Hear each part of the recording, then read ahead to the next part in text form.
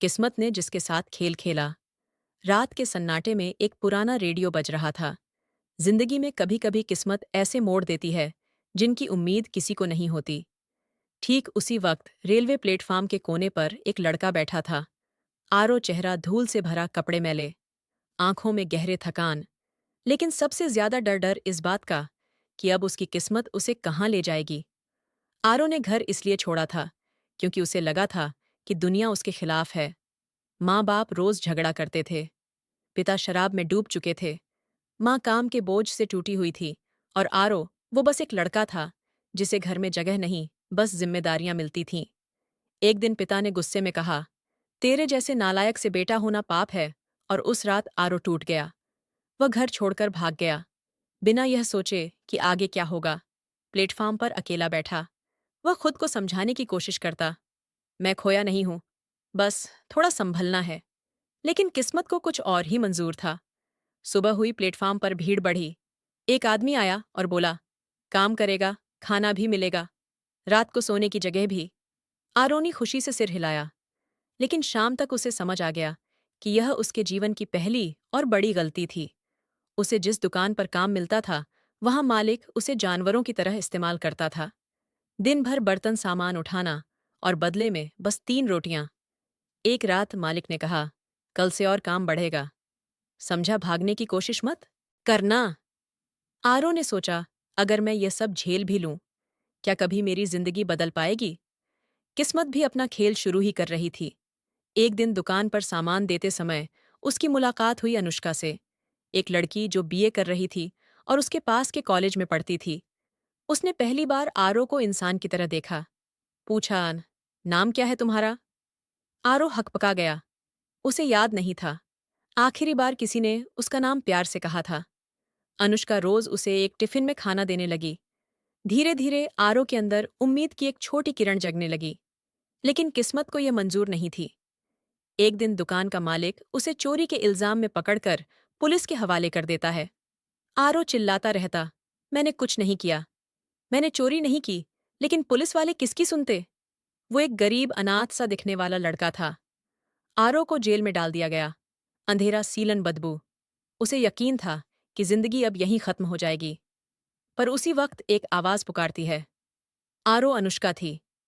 वह एक वकील को लेकर आई थी। उसने सीसीटीवी और गवाह ढूंढकर साबित किया कि चोरी आरो ने नहीं, दुकान के मालिक ने कराई थी। आरो रिहा हो गया, लेकिन अंदर कहीं वह टूट चुका था। रिहा होने के बाद आरो ने फैसला किया कि अब वह पढ़ेगा, कुछ बनेगा। अनुष्का ने उसे स्कूल में दाखिला दिलाया। वो दिन रात पढ़ता, मेहनत करता और धीरे धीरे आगे बढ़ने लगा। फिर एक दिन अनुष्का की जिंदगी में तूफान आया। उसके पिता का एक्सीडेंट हो गया था और घर पर कर्ज का पहाड़ टूट गया। इंसानियत का बदला चुकाते हुए आरो आगे आया। अनुष्का दीदी, आपने मेरा साथ दिया था, अब मेरी बारी है। आरो ने नौकरी की, देर रात तक सामान ढोया, सफाई की, जो भी कमाता था अनुष्का को देता। दोनों की जिंदगी उस सादगी में कट रही थी। लेकिन किस्मत अभी भी बाजी पूरी नहीं खेली थी। 3 साल बाद आरो ने 12वीं टॉप की और उसे एक बड़ी स्कॉलरशिप मिली। अब उसकी जिंदगी पटरी पर आने लगी थी। अनुष्का खुश, पर किस्मत वह फिर झटका देने को तैयार थी।